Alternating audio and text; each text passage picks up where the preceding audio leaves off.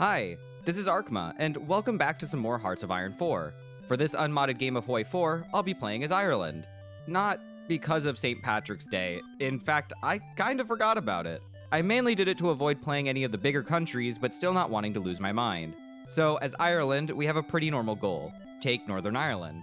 I did also have a second goal, courtesy of the voice call I was in a few days back while recording: nuke Turkey. With the goals set, it's time to do an early game build-up. I was rather unorganized with the build-up. I initially made my infantry template 24 widths by adding artillery to them, but after I decided I should probably have Marines to help invade Great Britain. I then remembered I needed both ships for naval superiority as well as the basic idea of what a naval invasion is, so I started researching that. I then forgot I had no trains, and I did not rectify that for the entire game. As for politics, I left that to another friend in the call, and so I ended up becoming Resurrectionist Ireland. This means I'll be aligned with the Axes this game, and being put on another list. The last bit of planning is building a spy network to get a collaboration government in the UK, which will make it easier to capitulate them. That's everything for the build-up, so on to the war. I joined the fight once the war in Europe started. My division struggled to take the north, and my Marines spent some time fighting off naval invasions. With some German help, the north finally settled, and I sent my small submarine navy out to desperately get naval superiority for an invasion of Liverpool. By the luck of the Irish, I somehow managed to launch, and after spamming the force attack button a bunch, I forced my way through and spread as much as I could. Now, I have 9 divisions in total, 2 in Ireland proper to stop any naval invasions, and the rest are in Britain. I have very little manpower as well, so I'll be reliant on any friendly forces coming to help hold the line. The resulting Battle of England is a fierce back and forth where I stupidly lose divisions by desperately charging for victory points and getting encircled. Eventually, enough Axis troops arrive and a full-out offensive seizes the day, ending the war. I managed to take the British Isles entirely, releasing a puppet Scotland and Wales as Caledonia and Cambria respectively. I occupied the rest of England and Cornwall because the industry goes kinda crazy. I also took Cyprus from the British and some of their navy so that I can usher in the next part of the plan. In 5 years. Within those 5 years, I didn't help the Axis in any other war, including their war with the Soviets, nor the war with Japan.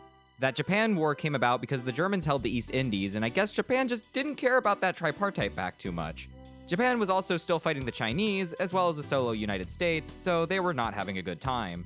Meanwhile, Ireland is pretty peaceful, as I spend my time building planes for the Turkish fight to come, while researching nuclear tech. I would like to note that Ireland isn't too bad, even without expansion. Their weakest point will be their manpower, but their industry and singular port in Dublin makes them somewhat easy to build around. Alright, but enough about that. Let's jump to 1944. The Soviets collapsed in mid-1943, and were absolutely butchered in the peace deal. Japan is seeing its final days, and I'm racing for the bomb with the US. This gives me the bomb before the end of the year, but a predicament has arrived in Turkey. Due to Germany's non-aggression pact with them, I can't justify on them. So I had to figure out an alternative way to fight. Putting my brain to the grindstone, do not do that at home, I realized my only way in was through the efforts of my spy agency. The plan would be to facilitate a fascist coup in Turkey. Said country would then join the Axis, and I would join the war.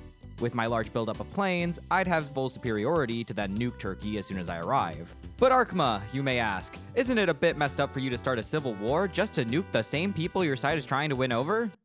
Yes. Yes, it is. The coup goes off in May of 45, and the first 2 bombs are dropped. Your chances of getting nuked by Arkma_Muddykips are small, but never zero.